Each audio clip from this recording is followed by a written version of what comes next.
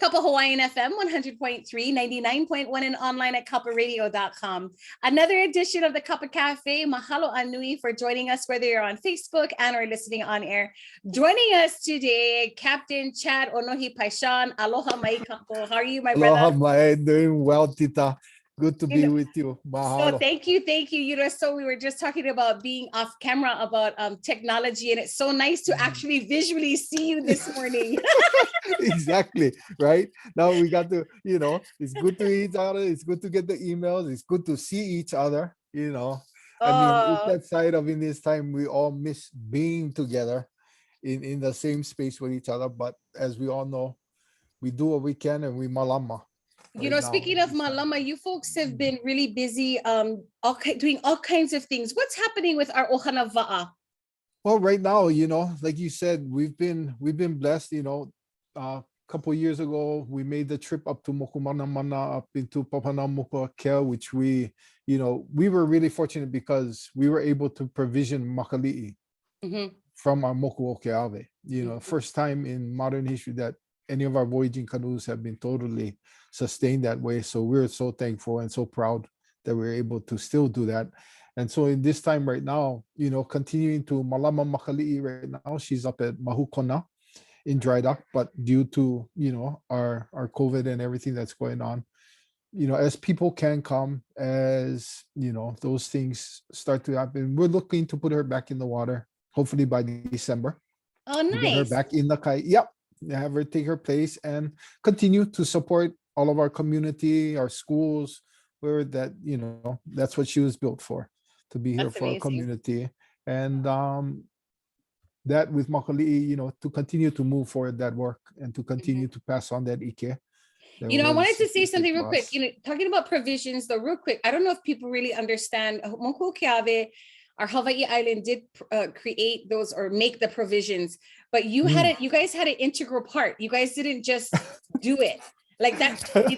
You guys didn't do it. You tasked the island and help, tell us a little bit about that, because I think that sustainable component, we all can learn from how you guys did that. Right. I mean, it was really some years back on island, we have the school gardening network, and they had asked me to come and speak at it. And it was really, for myself, not being a gardening person, the only thing I could relate to was food. That, and so I said, if our kupuna, supposedly by scholars in the Stone Age, were able to provision our own canoes, I said, if our kupuna were able to do that, can we do that in this day and age that we have everything at our fingertips, in that sense of technology and things like that? Said, because if we are, it's going to say a lot about us. I said, and if we aren't, it's going to say a lot about us. Yes. So, either way, it's gonna tell us where we are. And they were kind of just silent for a while.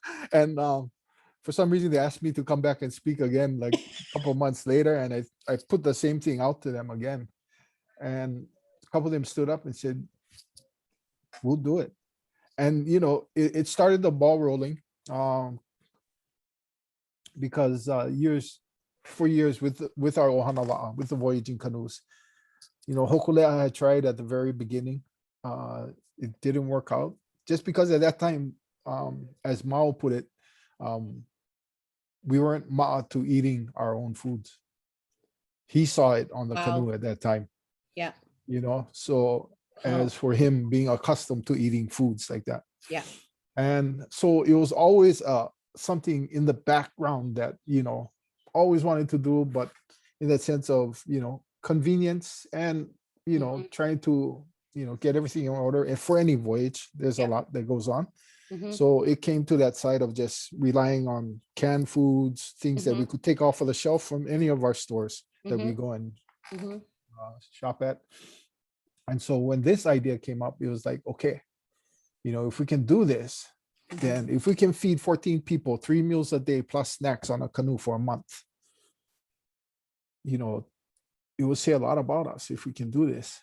And so a lot of the student gardening networks, they threw out the question to me, well, what do you want us to grow? And I said, well, I'm not going to tell you what grows best in your aina where you come from. I said, Mm, you know your aina best. mhm, So you provide for us whatever you know grows best in your aina. And mm. they're like, oh, okay. I said, yeah. I said, I'm not going to tell you, Mhm, what it is you should be growing. I said, mhm, you just provide what you can because that's what you bring to the canoe, and mm. that's all we can ask for. And doing that process, some of our crew members, we all went through canning classes to get certified and all these different things, and Yeah. dehydrating and freeze drying, and so all these different processes that we have now. So we're able to train.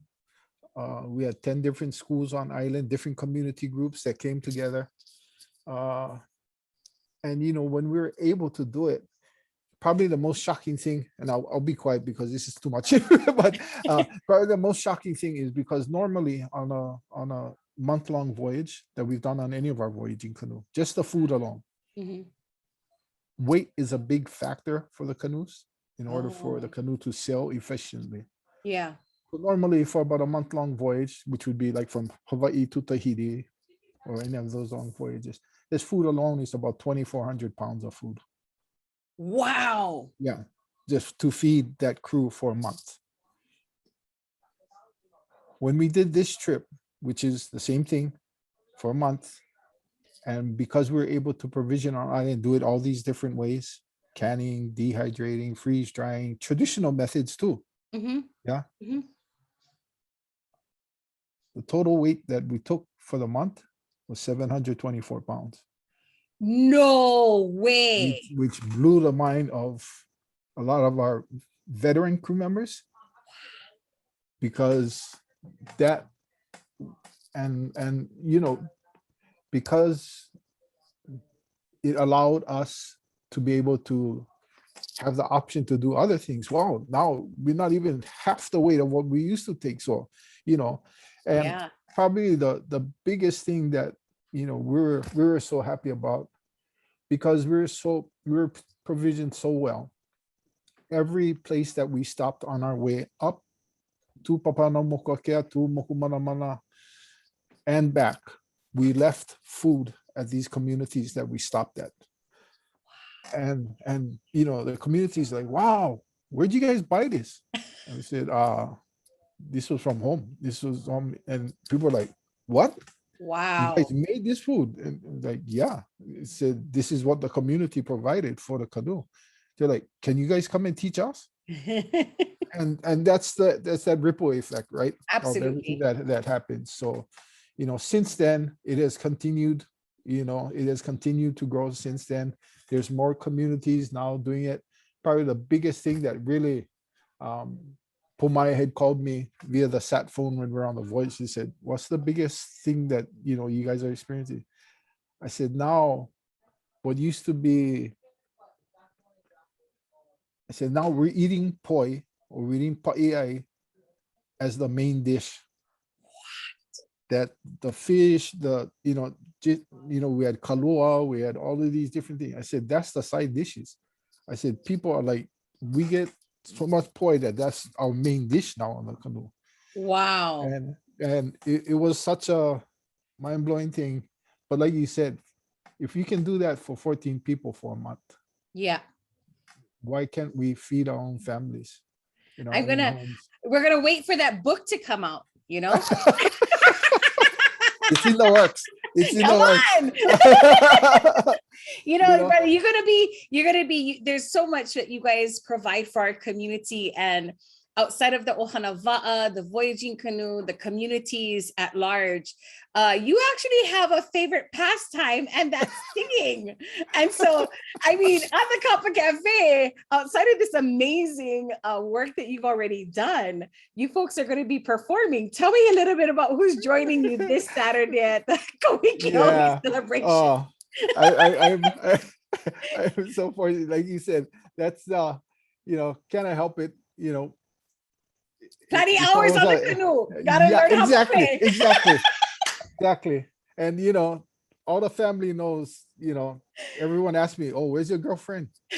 And it's my guitar. My guitar is my girlfriend.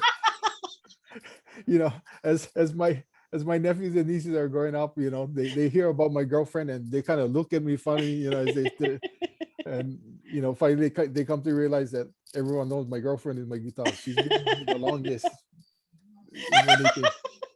She goes with me on the va'a, she goes everywhere. Anyway, but yeah, I'm so blessed to be able to be asked to join the Kawiki Awoli concert this Saturday, and I'm so blessed to be joined by Earl Kalawaya. Oh, Yeah, yay! yeah, but Earl will be jumping in with me.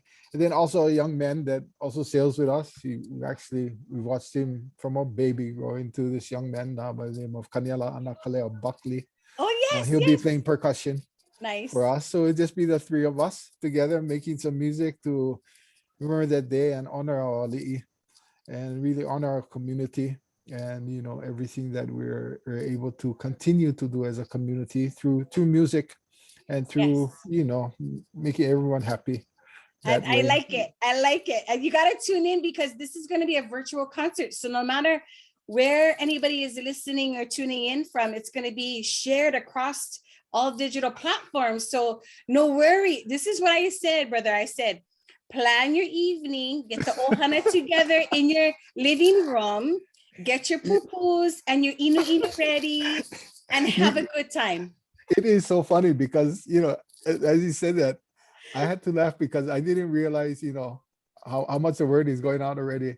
I was getting messages from family on other islands going, hey, we tuning into the concert. We go what? Or they're sending messages to each other. Hey, check this out, from you folks about KAPA. I was like, oh my goodness. Like, oh yeah, so we'll be listening. I was like, oh, now I got pressure. Now I know my family is gonna be listening. But because I grew up in a musical family. And so, we were fortunate. My tutu, was a musician, hula dancer, all those things. So when we grew up as kids, we always knew growing up that where we're going to be every weekend, because wherever tutu was, all of us kids had to go be there. And you had choice. You was either going to sing or you was going to dance hula. So pick which one you're going to do. So obviously, I ended up playing music. But it is such, we're so blessed to have our tutu that really put that towards us. And probably one of the first songs that I ever learned, and then we're going to be playing, it was a song that she wrote, because my tutu was born in Yosepa, Utah, and she came home to Hawaii at the age of 12. Wow. And she wrote a song called Hoi Hoi Nawa'a. And and she wrote it when she came home, because it was the first time she ever got to see Hawaii. Her parents, her grandparents that had moved to Utah, had always told them about Hawaii. So when they came home, she wrote this song. So, when I learned the song, and eventually, especially as I moved on here to Mokokeawe, as I started to, there are all these connections in that mele. There's another family song called Piha Hau'oli that our family always sing. I mean, we used to hear that all of our family pa'inas, especially with our older Auntie Aggie Weisbart, and we're all good family friends. So these older kupuna music has always been in there. So blessed. So blessed. That is crazy. and how the va'a connection with tutu and the song and exactly. That's mind blowing. You gotta add that to the book. And that's why, like you said, even for me with having makali up at mahukona, and that's one of the first verses. It's one of the verses of the song. So all the time I'm there, I think about her all the time. Somewhat prolific, yeah. Right. Prolific. Exactly. Prolific. Exactly. So it is so. Like we were talking about earlier, we get to be the ones right now in this time, to hopefully make some kind of a difference for our next generation that will come, like your ohana, like your little one that's, I'm not going to say little anymore. He's getting to be a man. He's most the same size as his dad. Yeah, he's navigating his own thing right now. Can't even explain. I can't explain. Right? Well, it's like that, right? We all hope, and like Mao told us long time, when you raise our babies that way, you teach them all those things that they need to know as their babies, Mhm, then their ability to navigate their way, like you said, mhm, will be mhm. so much greater in the future. So, We're we excited. do, We're yeah, excited to same hear here. the stories. We're excited. We're excited for you to share more of these mo'olelo that Tutu shared with you. And I'm hoping that we're going to hear that at the concert this weekend. Yes, for sure, for sure. Awesome. Now, how can people follow you? How can people follow you? And or if they want more information about Ohanava'a, Makali'i, and all that good stuff. So you can follow us on our website at nakalaiva'a.org. You can follow me on IG Oh, or on how Facebook. do? I follow you guys on IG. I'm just learning. My 6-year-old is teaching me how. and that's how I usually learn too. But it's really all those things. We're getting ready. We're doing a fundraiser for Nakalai Va'a through the charity walk that's coming up as well. That's going to be virtual. Oh, awesome. Yeah. Okay. So we're doing that. So if people want to support that way too, they can go on our website and support that way. But also, with Ohana Va'a Wise Hokulea, possibly getting ready to sail back to Tahiti in October, all depending on how things go. We actually also this coming Saturday just wanted to send a shout out to the Babayan Ohana, as they will be scattering Kalepa's ashes this Saturday out in Lahaina. So Hokula and Hikiana Leo will be there to do that and to honor him and his family. So yeah, we send our aloha to all of them as well. It'll be a special Saturday. Everybody tuning in, lifting up your voices and celebrating Kauikeaoli and all of the Ohanava'a. Brother, such a pleasure. Thank you so much for joining us at the KAPA Cafe. Mahalo nui.